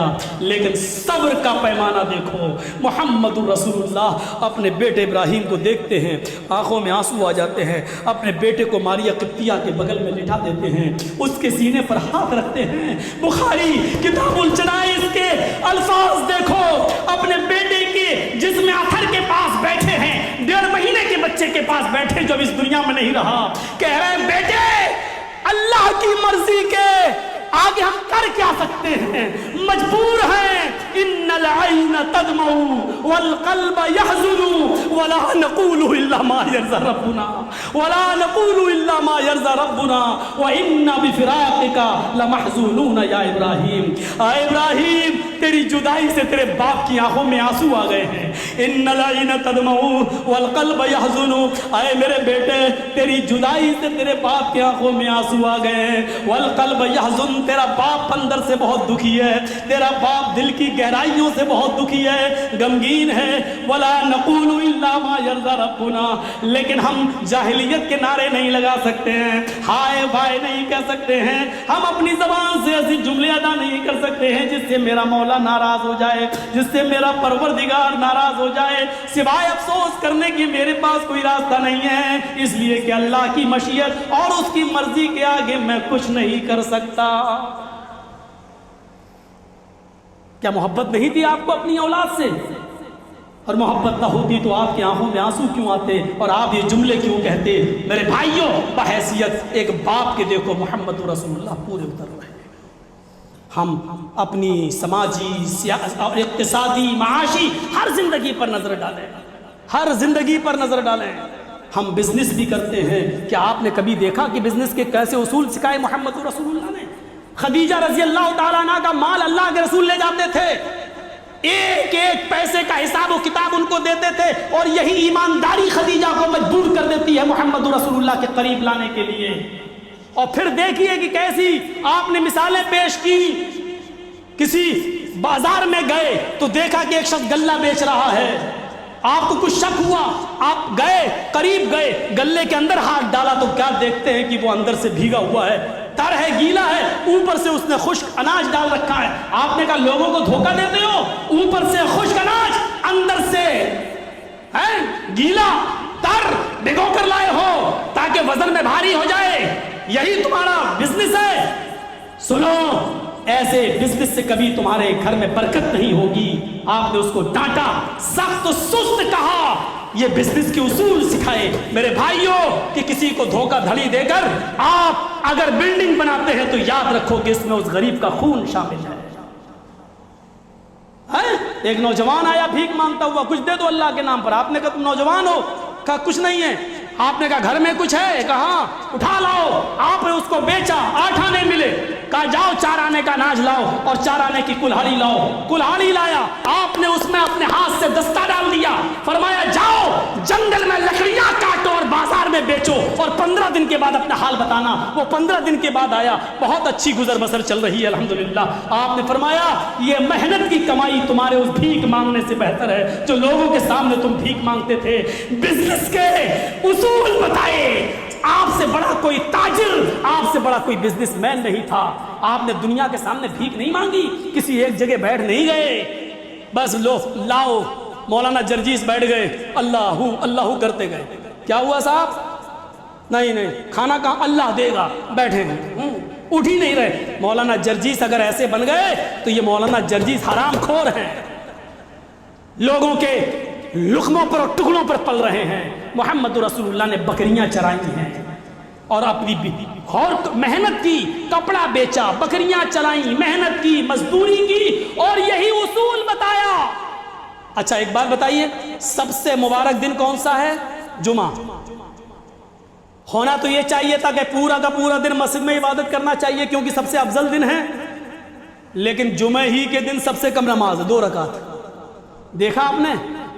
ظہر میں 4، سیٹرڈے سنڈے منڈے آپ ظہر میں 4 پڑھیں گے، لیکن سب سے مہتوپورن دن کون سا؟ جمعہ، اس میں 2 ہی پڑھیں گے۔ اور اس میں بھی اصول دیکھیے کیا ہے؟ فَإِذَا قُضِيَتِ الصَّلَاةُ فَانتَشِرُوا فِي الْأَرْضِ وَابْتَغُوا مِن فَضْلِ اللَّهِ۔ جب جمعے کی نماز تم پڑھ لو اور جمعے کی نماز ختم ہو جائے تو اب مسجد کے اندر بیکار مت بیٹھو، ادھر ادھر کی باتیں نہ کرو، اب ادھر ادھر کی گفتگو نہ کرو، ایک دوسرے کی غیبت، ایک دوسرے کی برائیاں نہ کرو۔ کیا کرو؟ فَانتَشِرُوا فِي الْأَرْضِ، زمین میں پھیل جاؤ، مسجد کو چھوڑ دو، زمین کے اندر پھیل جاؤ، اور کیا کرو؟ وَابْتَغُوا مِن فَضْلِ اللَّهِ۔ میں اس کا ترجمہ یوں کر سکتا ہوں، کیا کرو؟ زمین میں پھیل جاؤ، وَابْتَغُوا مِن فَضْلِ اللَّهِ، رکشہ چلاؤ، ٹیکسی چلاؤ، مزدوری کرو، مستری گیری کا، لیبر گیری کا کام کرو، محنت کرو، مزدوری کرو، اللہ نے جو حلال رزق اتارا ہے اس کو تلاش کرو، اپنی بیوی اور بچوں کو حلال رزق کھلاؤ۔ وابتغوا من فضل اللہ، اللہ کی عبادت کے بعد جمعے کے دن بھی آپ پورا کا پورا دن مسجد میں نہیں بیٹھ سکتے، آپ محنت کرو، مزدوری کرو اور اپنی بیوی بچوں کے لیے کماؤ، کھلاؤ ان کو، محنت کرو۔ یہ اسلام ہمیں بتلا رہا ہے، یہ محمد رسول اللہ ہمیں بتلا رہے ہیں۔ ہم اپنی زندگی پر غور کریں، کیا کر رہے ہیں؟ ہمارا حال جانتے ہو کیا ہے؟ مولانا جرجیس صاحب موبائل کی ریپیئرنگ کرتے ہیں، ایک اجنبی آدمی آیا، مولانا وہ میرا موبائل خراب ہے۔ اچھا، ادھر ادھر کھول کے دیکھا، 200 روپے میں صحیح ہو سکتا ہے، لیکن جرجیس صاحب کیا کریں؟ 800 روپے لگیں گے، اس میں یہ خراب ہے، اس میں یہ خراب ہے، اس میں یہ خراب ہے، اس میں کیا خراب ہے؟ پہاڑا پڑھایا، 800 بتائیں گے تو 600 تو دے گا، کام 200 کا ہے۔ آج ہماری بزنس کی بنیادیں یہ ہو چکی ہیں، اور پھر یہی کمائی ہم اپنی اولاد کو کھلاتے ہیں، پھر کہتے ہیں مولانا صاحب میری اولاد میرا کہنا نہیں مانی۔ اب کیا سمجھتے، پھول برسائے گی؟ آپ کی اولاد کھلایا کیا ہے آپ نے؟ پلایا کیا ہے آپ نے؟ پرورش کیا کی ہے آپ نے؟ اس کے جسم میں خون کون سا دوڑ رہا ہے؟ اب آپ اس سے یہ امید رکھیں کہ میری اولاد میرے لیے پھول برسائے اور میری پیشانی کا بوسہ لے۔ کہاں سے امیدیں آپ نے وابستہ کر؟ بحیثیت باپ کے بھی پورے اتر رہے ہیں، بحیثیت تاجر کے، بزنس مین کے آپ پورے اتر رہے ہیں، بحیثیت ایک مصلح کے دیکھیے کیسی قوم تھی اور آپ نے لوگوں کو کیسے بھائی بھائی بنایا، کیسی زبردست قوم تھی۔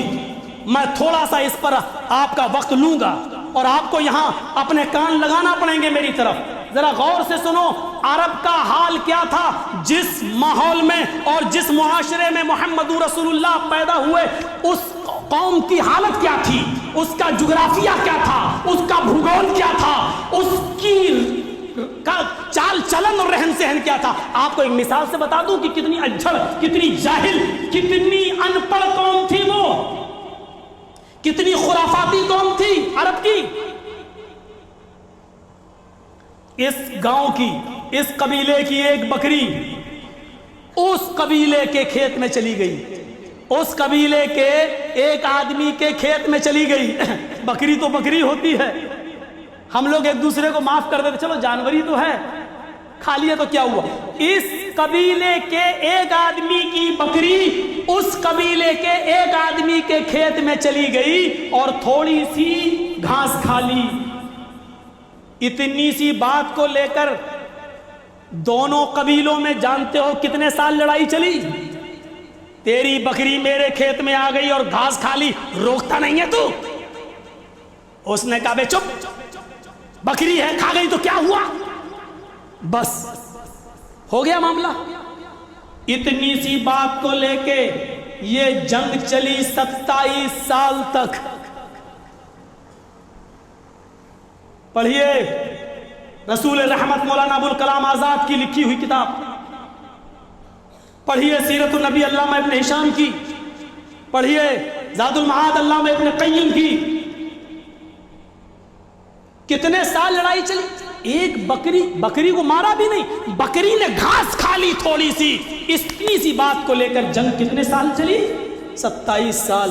اور دونوں طرف سے مرنے والوں کی تعداد گنی گئی تو 27 سال میں جانتے ہو کتنے لوگ مرے دونوں طرف سے؟ 40,000۔ لیکن جنگ بند نہیں ہوئی۔ اس ماحول میں جناب محمد رسول اللہ آئے، اس واتاورن میں محمد رسول اللہ نے جنم لیا، اور آپ نے پھر کتنی محنت کی ہوگی، کتنی مشقت اٹھائی ہوگی، اور جانتے ہو اس لڑنے والی قوم کے اندر بھائی چارہ جب پیدا کیا تو کتنا بھائی چارہ ہوا۔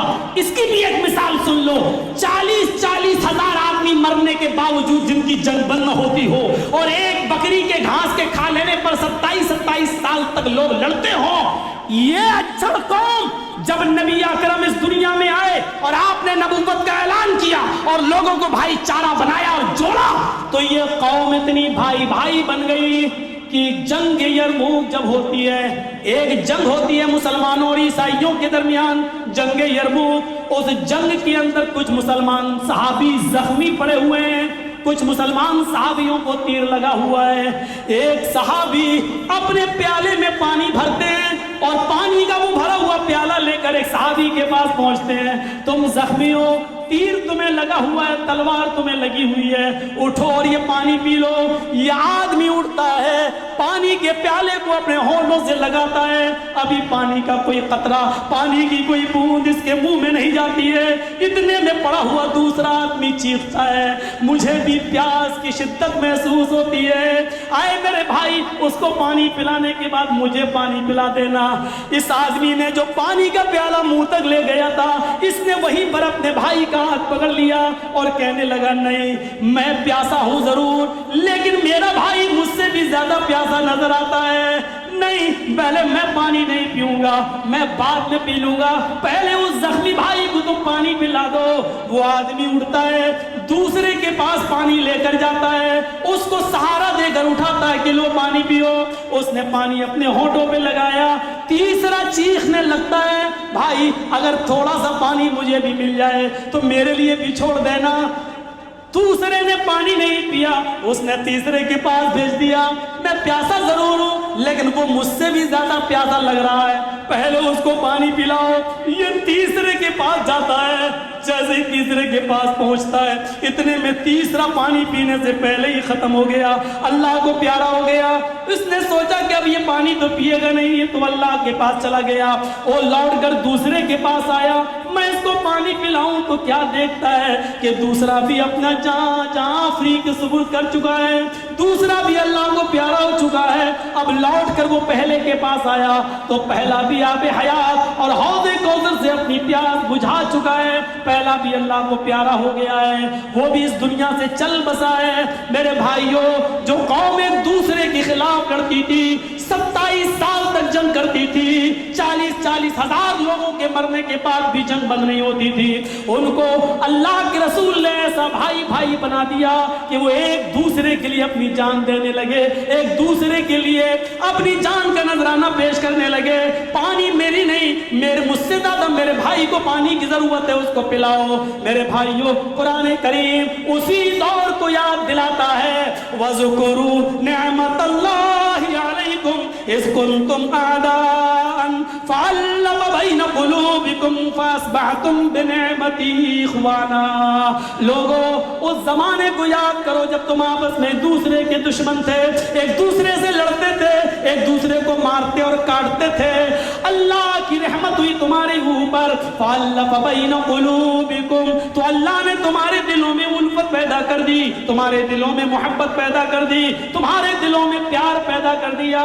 فَأَصْبَحْتُمْ بِنِعْمَتِهِ، تو تم اس کے رسول کی نعمت سے، تم اللہ کی اس نعمت یعنی رسول اللہ صلی اللہ علیہ وسلم کی، اللہ کی سب سے بڑی نعمت محمد رسول اللہ، تم اس نعمت کے ذریعے آپس میں بھائی ہو گئے، اللہ کی اس نعمت اسلام کے ذریعے آپس میں بھائی بن گئے۔ اللہ نے اس دور کو یاد دلایا اور بتایا کہ دیکھو ایک مسلمان وہ ہوتا ہے جو اپنے لیے نہیں جیتا ہے، وہ دوسروں کے لیے جیتا ہے، وہ دوسروں کی موت کو اپنی موت سمجھتا ہے، وہ دوسرے کے لیے جیتا ہے، وہ اس کی کوشش یہ ہوتی ہے کہ میری زندگی داؤں پہ لگ جائے لیکن میرا بھائی کی زندگی داؤں پہ نہ لگے۔ اور ایسی کئی مثالیں ہمیں ملتی ہیں، کئی مثالیں۔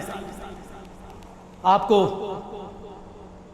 ایک اور مثال کی طرف میں لے کے چلتا ہوں، اس مثال پر غور کیجئے گا۔ اسلام کی پہلی جنگ جو ہوئی ہے مسلمان اور کافروں کے درمیان، اس جنگ کا نام ہے جنگ بدر۔ اس میں 70 کافر مارے گئے، 70 کافر، اور 70 ہی کافر قید کر کے لائے گئے۔ 70 کافروں کو جب قید کر کے لایا گیا تو یہ رات میں بھاگ نہ جائیں، اس لیے ان کے پیروں میں بیڑیاں ڈالنے کا حکم دیا۔ جو چیز میں بتانا چاہتا ہوں وہ سنیے۔ ایک طرف سے 70 کافروں کے پیروں میں بیڑیاں ڈالی جانے لگی، انہی کافروں میں ایک کافر وہ بھی تھا جس کا نام تھا عدی ابن عمیر۔ نام ذہن میں رکھیے گا، اس کا نام تھا عدی ابن عمیر۔ یہ حضرت مصعب ابن عمیر کا سگا بھائی تھا۔ حضرت مصعب ابن عمیر ایک بہت بڑے صحابی گزرے ہیں، حضرت مصعب ابن عمیر کا سگا بھائی تھا۔ مصعب ابن عمیر اللہ کے رسول کا ساتھ دے رہے تھے اور ان کا سگا بھائی عدی ابن عمیر ابو جہل کا ساتھ دے رہا تھا۔ جب پکڑا گیا، گرفتار کر کے لایا گیا تو اس کے پیروں میں بھی بیڑیاں ڈالی جانے لگی۔ جب ایک مسلمان صحابی عدی ابن عمیر کے پیروں میں بیڑیاں ڈال رہے تھے، جب ایک صحابی عدی ابن عمیر کے پیروں میں بیڑیاں ڈال رہے تھے تو مصعب ابن عمیر اسی جگہ پر کھڑے ہو کر اپنے بھائی کے پیروں میں پڑتی ہوئی بیڑیوں کو دیکھ رہے تھے۔ ان کا بھائی عدی ابن عمیر مصعب کو دیکھتا ہے اور چیخ کر کہتا ہے، کیسا ہے تو بھائی، شرم نہیں آتی تجھے؟ اے مصعب، میری رگوں میں جس باپ کا خون ہے اسی باپ کا خون تیری رگوں میں دوڑ رہا ہے. میں اپنے باپ کی جس نطفے سے پیدا ہوں اسی نطفے سے تو بھی پیدا ہے. تو میرا سگا بھائی ہے. آج تیرے سگے بھائی عادی کے پیر میں بیڑیاں ڈالی جا رہی ہیں اور تو کھڑا کھڑا دیکھ رہا ہے. تجھے شرم نہیں آ رہی ہے؟ تیرے سگے بھائی کے پیر میں بیڑیاں پڑ رہی ہیں. اس پر مصعب ابن عمیر نے چیختے ہوئے کہا خاموش، میرا بھائی تو نہیں ہے. مسلمانوں سنو، میرا بھائی تو نہیں ہے. میں سمجھ رہا ہوں. میرا بھائی تو نہیں ہے، میرا بھائی تو وہ ہے جو تیرے پیروں میں بیڑیاں ڈال رہا ہے. میرا بھائی وہ ہے جو تیرے پیروں میں مشقیں باندھ رہا ہے. میرا بھائی وہ ہے. اسلام لانے کے بعد خون کے رشتے سے زیادہ اسلامی رشتہ اور ایمانی رشتہ ہونا چاہیے. یہ محمد رسول اللہ نے مجھے بتایا ہے. آئے عادی، تو میرا بھائی نہیں ہے. میرا بھائی وہ ہے جو تیرے پیروں میں بیڑیاں ڈال رہا ہے. آئے میرے بھائی، عادی کے پیروں میں زبردست اور سخت سے سخت بیڑی ڈالو تاکہ یہ بھاگنے نہ پائے. میرے بھائیوں، مصعب ابن عمیر نے یہ بتا دیا. ایک مسلمان ہونے کے ناطے دوسرے مسلمان کے لیے ضروری ہے کہ اس کے خون کے رشتے سے زیادہ وہ اس رشتے کی قدر کرے. لیکن آج افسوس ہے ایک مسلمان دوسرے مسلمان کا دشمن بنا ہوا ہے. آج افسوس ہے ایک مسلمان دوسرے مسلمان کے خلاف پلاننگ کر رہا ہے. میرے بھائیوں، میں اپنی آخری بات کہہ کر اپنی بات کو ختم کروں گا. غور کرو، ایک بہت بڑے تابعی گزرے ہیں، نام ہے ان کا سعید ابن جبیر. حضرت سعید ابن جبیر کو حجاج ابن یوسف نے قتل کا حکم سنا دیا. سعید ابن جبیر فرار پہ بھاگے ہوئے تھے. سعید ابن جبیر کے پیچھے حجاج ابن یوسف نے 2 پولیس والے لگا دیے کہ جہاں بھی سعید ملیں ان کو پکڑ کر گرفتار کرو اور ان کو میرے پاس لایا جائے، اور جیسے ہمارے پاس لایا جائے جلاد تیار ہیں تو قتل کر دیا جائے. سعید ابن جبیر 1 مہینے 2 مہینے تک فرار رہے. بالآخر ان دونوں پولیس والوں کے ہاتھ لگ گئے اور پکڑے گئے. سعید ابن جبیر کو جب حجاج ابن یوسف کی پولیس نے، ان دونوں پولیس والوں نے جب پکڑ لیا اور ان کو پکڑ کر جب حجاج کے پاس لانے لگے تو راستے میں 10-15 دن کا سفر تھا. گھوڑوں کے ذریعے، اونٹ کے ذریعے لایا جا رہا تھا. سعید ابن جبیر جہاں نماز کا وقت ہوتا نماز پڑھتے، روزہ بھی رکھ لیتے، نماز بھی پڑھتے، تہجد بھی پڑھتے. ان کی عبادت نے اور ان کے اخلاق نے ان دونوں پولیس والوں پر اتنا گہرا اثر ڈالا کہ وہ دونوں پولیس والے کہنے لگے اے سعید، میں نے تمہیں پکڑا لیکن تمہارا کریکٹر بہت اچھا ہے، تمہارا سوبھاؤ بہت اچھا ہے. اگر میں نے تمہیں حجاج ابن یوسف کے سامنے پیش کر دیا تو وہ تمہیں قتل کر دے گا، اور میں نہیں چاہتا ایک نمازی آدمی، ایک تہجد گزار آدمی، ایک نیک آدمی، ایک شریف آدمی، ایک بے قصور آدمی مارا جائے. اس لیے میں تمہیں چپکے سے چھوڑ رہا ہوں. ایسا ہی تم بھاگ جاؤ، حجاج کے ہاتھوں میں نہ آؤ. میں حجاج کے سامنے جا کر کہہ دوں گا کہ مجھے ملے ہی نہیں سعید ابن جبیر. سعید ابن جبیر نے کہا آئے پولیس والوں، تم بالکل صحیح کہہ رہے ہو، لیکن اتنا یاد رکھو حجاج کے جاسوس، اس کی CID چپے چپے پر موجود ہے. اگر یہ پول کھل گئی اور یہ راز کھل گیا کہ تم دونوں نے مجھے گرفتار کر لیا تھا پھر مجھے چھوڑ دیا، اگر یہ بات حجاج ابن یوسف کو پتہ چلی تو پھر وہ تم دونوں کو قتل کر دے گا، تم دونوں کو مار دے گا. اور سعید اتنا خود غرض نہیں ہے کہ اپنی جان بچانے کے لیے تم دونوں کو قتل ہوتا ہوا چھوڑ دے، تم دونوں کو قتل ہوتا ہوا قبول کر لے. نہیں، میں بالکل تمہاری بات نہیں مانوں گا. انہوں نے کہا بھائی تم نیک آدمی ہو، بے قصور ہو، تم جاؤ، حجاج ابن یوسف کے سامنے مت آؤ. سعید ابن جبیر نے کہا نہیں، میری جان بچ جائے اور تم دونوں کی جان کو میں خطرے میں ڈال دوں یہ مجھے قبول نہیں ہے. میرے نبی نے مجھے یہ نہیں سکھایا. آئے پولیس والوں مجھے لے کے چلو. آخر مجبور ہو گئے وہ پولیس والے اور سعید ابن جبیر کو حجاج کے سامنے پیش کر دیا. اور حجاج نے صبح سے شام کا بھی انتظار نہیں کیا اور سعید ابن جبیر کو قتل کروا دیا. سعید ابن جبیر نے قتل ہو جانا گوارا کر لیا، لیکن ان دونوں مسلمان پولیس والوں کو خطرے میں نہیں ڈالا. میرے بھائیوں، یہ اسلام آپس میں بھائی چارے کا درس دیتا ہے. آپ اجتماعیت کو ثبوت دیجئے، اتفاق اتحاد کا ثبوت دیجئے، بھائی چارے کا ثبوت دیجئے اور اپنے امیر کی اطاعت کیجئے کہ امیر کی اطاعت میں ہی میرے بھائیوں سب کچھ ہے. اور مجھے گلبرگہ آنے کے بعد مجھے پتا چلا میرے بھائیوں، میں نے پورے ہندوستان کا چپا چپا دیکھا، لیکن جتنا نظم و نسق اور جتنی اجتماعیت میں نے آپ کے گلبرگہ میں دیکھی ہے میں ببانگ دہل اس بات کا اعلان بھی کرتا ہوں، اللہ کی قسم پورے ہندوستان میں نے اجتماعیت کہیں نہیں دیکھی ہے۔ اللہ اس اجتماعیت کو برقرار رکھے، اللہ آپ کے دلوں میں اس محبت کو برقرار رکھے، اور امیر کی اطاعت کا جذبہ آپ کے اندر پیدا فرمائے کہ یہی اصل شریعت ہے۔ اور لاسٹ میں ہم پولیس محکمے کا اور پرشاسن کا بہت بہت شکریہ ادا کرنا چاہتا ہوں، یہاں کے بڑے ذمہ داروں کا شکریہ ادا کرنا چاہتا ہوں، اور چھوٹے سے بڑے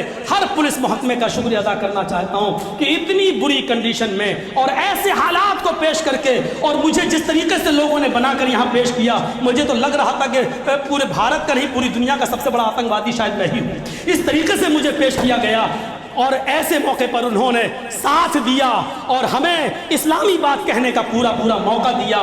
آپ مبارکبادی کے قابل ہیں، اور پھر دیش کے اس قانون پر مجھے فخر بھی ہے اور گرو بھی ہے کہ ابھی بھی اس ہندوستان کے اندر یہی تو ہمارے بھارت کی ایک خصوصیت اور وشیشتا ہے کہ یہاں ہر آدمی کو اپنی بات کہنے کا حق ہے، کسی دوسرے کو برا کہنے کا حق نہیں ہے، لیکن اپنی بات کہنے کا حق ہے۔ اور آج آپ نے ہماری اور ہمیں پرمیشن دی اور لگے رہے، اور آپ پریشان بھی ہوئے، اس کا اوپر والا آپ کو پنیہ دے گا۔ ہم تو آپ کو کوئی انعام نہیں دے سکتے ہیں، لیکن ہم آپ کے بہت شکر گزار ہیں، بہت آبھاری ہیں، اور پوری جمعیت اہل حدیث گلبرگہ کی طرف سے آپ کو دھنیہ واد پیش کرتے ہیں کہ آپ نے ہمارا ساتھ دیا اور ہمیں کوآپریٹ کیا ہے۔ ہم پورے پولیس پرشاسن کا دھنیہ واد ادا کرتے ہیں، اور آج امید بھی کرتے ہیں آگے بھی کہ اس طریقے کے پروگرام کو آگے بڑھانے میں ہمارا یوگدان آپ کریں گے، اقدام دیں گے، اور آگے ہمارے پروگرام کو اور ہونے دیں گے۔ اور ہم بھی آپ کو آشواسن دیتے ہیں کہ ہم آپ کو ایسی کوئی شکایت کا موقع نہیں دیں گے